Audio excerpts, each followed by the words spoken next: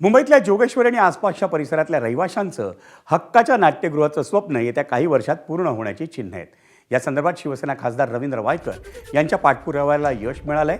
जोगेश्वरी पूर्व येथील इस्माईल युसुफ कॉलेजच्या आवारात 1200 आसन क्षमतेचं नाट्यगृह बांधण्यात येणार आहे. या नाट्यगृहाच्या कामाला लवकरच सुरुवात होईल.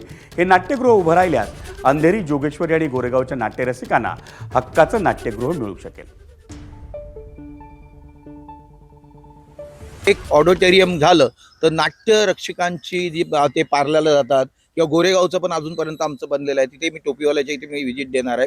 तर ते ऑडिटोरियम आणि लेक्चर रूम आणि मला वाटतं स्टडी रूम देखील आपण त्या ठिकाणी वर्क करतोय. एबीपी माझा, उघडा डोळे बघा नीट.